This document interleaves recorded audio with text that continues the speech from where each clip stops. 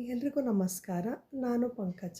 ಹೆಸರುಬೇಳೆ ಹಲ್ವಾ ನೋಡ್ತಾ ಇದ್ದೀರಲ್ವಾ? ನೋಡೋದಕ್ಕೆ ಎಷ್ಟು ಚೆನ್ನಾಗಿ ಕಾಣಿಸ್ತಾ ಇದೆ, ತಿನ್ನೋದಕ್ಕೂ ಅಷ್ಟೇ ಆರೋಗ್ಯಕರವಾಗಿರುತ್ತೆ. ನಾವು ಇದನ್ನು ಹೆಸರುಬೇಳೆ ಬೆಲ್ಲ ತುಪ್ಪ ಹಾಕಿ ಮಾಡಿರೋದ್ರಿಂದ ತುಂಬಾ ರುಚಿಯಾಗಿರುತ್ತೆ, ತುಂಬ ಸಾಫ್ಟಾಗಿ ಬರುತ್ತೆ. ಜೊತೆಗೆ ಹೆಸರುಬೇಳೆ ಹಾಕಿ ಮಾಡಿರೋದ್ರಿಂದ ಆರೋಗ್ಯಕರವಾಗೂ ಇರುತ್ತೆ. ದೇವರ ನೈವೇದ್ಯಕ್ಕೂ ಚೆನ್ನಾಗಿರುತ್ತೆ. ನಿಮಗೇನಾದರೂ ಹೆಲ್ತಿಯಾಗಿರೋಂತಹ ಸ್ವೀಟ್ನ ಟ್ರೈ ಮಾಡಬೇಕು ಅಂತ ಅನಿಸಿದಾಗ ಈ ಹೆಸರುಬೇಳೆ ಹಲ್ವನ ಮಾಡ್ಕೊಳ್ಬೋದು.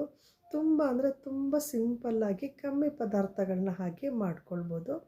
ಇದನ್ನು ಮಾಡ್ಕೊಳ್ಳೋದಕ್ಕೆ 1 ಬಟ್ಲಷ್ಟು ಹೆಸರುಬೇಳೆನ ತೊಗೊಂಡಿದ್ದೀನಿ. ಅದನ್ನು ಸಣ್ಣ ಊರಿನಲ್ಲಿ ಹುರ್ಕೊಳ್ಬೇಕು. ನೋಡಿ, ಈ ರೀತಿ ಸಣ್ಣ ಊರಿನಲ್ಲೇ ಹುರ್ಕೊಳ್ಬೇಕು. ಹುರಿಬೇಕಾದ್ರೆ ಎಣ್ಣೆ ಅಥವಾ ತುಪ್ಪ ಯಾವುದನ್ನು ಹಾಕ್ಕೊಳ್ಳೋದು ಬೇಡ. ಯಾಕಂದರೆ ಎಣ್ಣೆ ಅಥವಾ ತುಪ್ಪ ಹಾಕ್ಕೊಂಡ್ರೆ ಇದನ್ನು ಪೌಡ್ರ್ ಮಾಡ್ಕೊಳ್ಳೋದು ಕಷ್ಟ ಆಗುತ್ತೆ.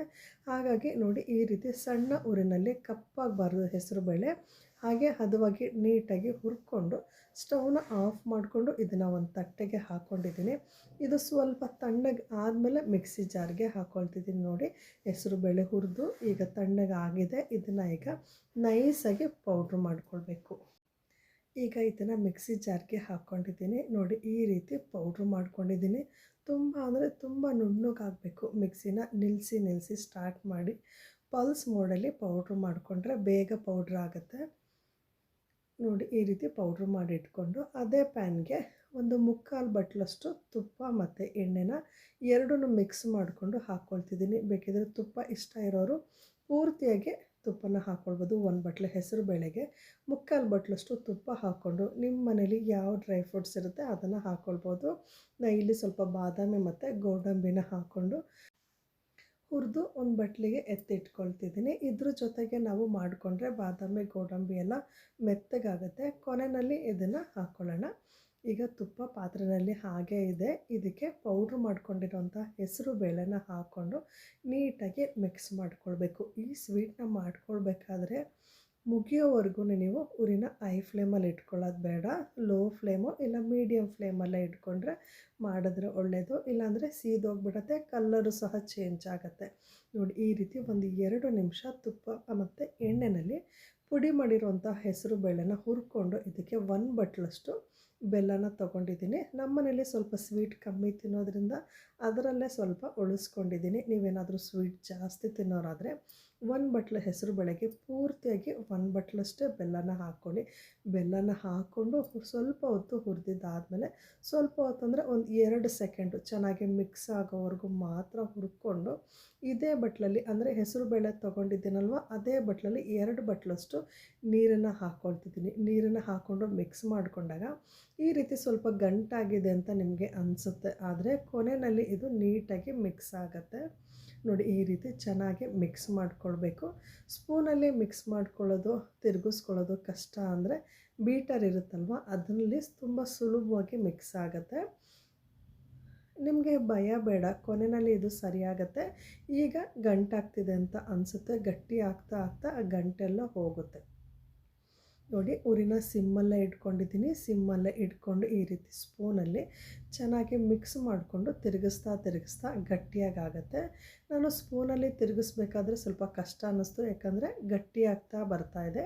ಹಾಗಾಗಿ ಈ ರೀತಿ ಬೀಟ್ ಮಾಡ್ತೀವಲ್ವ ಅದನ್ನು ತಗೊಂಡು ನೀಟಾಗಿ ಮಿಕ್ಸ್ ಮಾಡ್ಕೊಳ್ಬೇಕು. ತುಂಬ ಟೈಮೇನು ತಗೊಳ್ಳಲ್ಲ, ಬೇಗ ಆಗುತ್ತೆ. ನೋಡ್ತಾ ಇದ್ದಾಗೆ ಈ ರೀತಿ ಗಟ್ಟಿಯಾಗುತ್ತೆ. ಸ್ವೀಟ್ ಸ್ಟಾರ್ಟ್ ಮಾಡಿ ಮುಗಿಯೋವರೆಗೂ ಒಂದು 5ರಿಂದ 7 ನಿಮಿಷದ ಒಳಗಡೆ ಈ ಸ್ವೀಟ್ ಮಾಡ್ಕೊಳ್ಬೋದು. ಹಲ್ವಾ ಅಂದ ತಕ್ಷಣ ತುಂಬ ಟೈಮ್ ತೊಗೊಳುತ್ತೆ, ತಿರುಗಿಸ್ತಾನೆ ಇರಬೇಕು, ಕೈ ಬಿಡ್ದಂಗೆ ತಿರುಗಿಸ್ಕೋಬೇಕು ಅಂತ ಏನು ಅಂದ್ಕೊಳಕ್ಕೆ ಹೋಗ್ಬೇಡಿ. ನೋಡ್ತಾ ಇದ್ದಂಗೆ 5ರಿಂದ 7 ನಿಮಿಷದೊಳಗಡೆ ಈ ರೀತಿ ಗಟ್ಟಿಯಾಗ್ತಾ ಬರ್ತಾ ಇದೆ. ನೋಡಿ, ಈಗ ಪ್ಯಾನನ್ನು ಹಿಟ್ಟು ಬಿಡ್ತಾ ಬರುತ್ತೆ. ನೋಡಿ, ಈ ಟೈಮಲ್ಲಿ ಆಗಿದೆ ಅಂತ ಗೊತ್ತಾಗುತ್ತೆ. ನೋಡಿ, ಕೆಳಗಡೆ ಅಂಟ್ಕೊತಾ ಇಲ್ಲ ಹಲ್ವಾ. ಈ ರೀತಿ ಪ್ಯಾನ್ ಬಿಡುತ್ತೆ, ಸ್ವಲ್ಪ ತುಪ್ಪ ರಿಲೀಸ್ ಆಗುತ್ತೆ, ಸ್ವಲ್ಪ ಜಿಡ್ ಅನಿಸುತ್ತೆ, ಡ್ರೈ ಅನಿಸಲ್ಲ ಮೊದಲಿನ ಥರ. ಈ ರೀತಿ ಆದಮೇಲೆ ಸ್ಟವ್ನ ಆಫ್ ಮಾಡ್ಕೊಳ್ಬೋದು. ನೋಡಿ, ಈ ರೀತಿ ಗಟ್ಟಿಯಾಗುತ್ತೆ, ಜೊತೆಗೆ ಪ್ಯಾನ್ ಬಿಡುತ್ತೆ, ಸ್ವಲ್ಪ ಜಿಡ್ಡಿನ ಅಂಶ ಬರುತ್ತೆ. ಈಗ ಸ್ಟವ್ನ ಆಫ್ ಮಾಡ್ಕೊಳ್ಬೇಕು. ಸ್ಟವ್ನ ಆಫ್ ಮಾಡಿಕೊಂಡು ಹುರಿದಿರೋಂತಹ ಡ್ರೈ ಫ್ರೂಟ್ಸನ್ನು ಮಿಕ್ಸ್ ಮಾಡ್ಕೊಳ್ಬೇಕು. ಈಗ ನಾನು ಸ್ಟವ್ನ ಆಫ್ ಮಾಡ್ಕೊಂಡಿದ್ದೀನಿ. ಸ್ಪೂನಲ್ಲಿ ಸೇರಿಕೊಂಡಿರೋ ಹಲ್ವನೆಲ್ಲ ಬಿಡಿಸ್ಕೊಂಡು ಹುರಿದಿಟ್ಟಿರುವಂಥ ಡ್ರೈ ಫ್ರೂಟ್ಸ್ನ ಹಾಕಿ ಮಿಕ್ಸ್ ಮಾಡ್ಕೊಳ್ಬೇಕು. ನೋಡೋದಕ್ಕೆ ಕೇಸರಿ ಬಾತ್ ಥರನೇ ಕಂಡ್ರೂ ಈ ಹೆಸರು ಬೇಳೆ ಹಲ್ವ ತುಂಬ ರುಚಿಯಾಗಿರುತ್ತೆ. ಕೇಸರಿ ಬಾತ್ಗಿಂತ ರುಚಿಯಾಗಿರುತ್ತೆ. ಬಾಯಲ್ಲಿಟ್ಟರೆ ಸಾಕು ಹಾಗೆ ಕರಗೋಗುತ್ತೆ. ಹೆಸರು ಬೇಳೆ, ಬೆಲ್ಲ, ಡ್ರೈ ಫ್ರೂಟ್ಸು ಇದೆಲ್ಲ ಸೇರಿ ಒಂದು ಒಳ್ಳೆ ರುಚಿ ಕೊಡುತ್ತೆ. ನೋಡಿದ್ರಲ್ವ ಎಷ್ಟು ಚೆನ್ನಾಗಿ ಆಗಿದೆ ಅಂತ. ನಾವು ಯಾವುದೇ ಫುಡ್ ಕಲರ್ ಹಾಕಿಲ್ಲ, ಆದ್ರೂ ಹೆಸರು ಬೇಳೆ ಬೆಲ್ಲದ್ದೇನೆ ಎಷ್ಟು ಚೆನ್ನಾಗಿ ಕಲರ್ ಬಂದಿದೆ ಅಂತ. ಬೇಕಿದ್ರೆ ಆರೆಂಜ್ ಕಲರ್ ಫುಡ್ ಕಲರ್ನ ಯೂಸ್ ಮಾಡ್ಬೋದು.